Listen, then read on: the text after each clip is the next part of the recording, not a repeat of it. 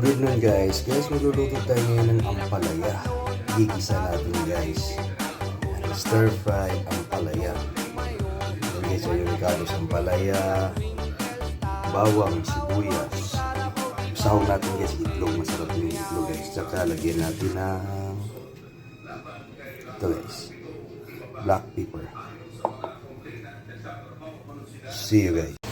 Fresh and tasty. Fresh and tasty yung niluto natin ngayon guys na stir-fried ampalaya.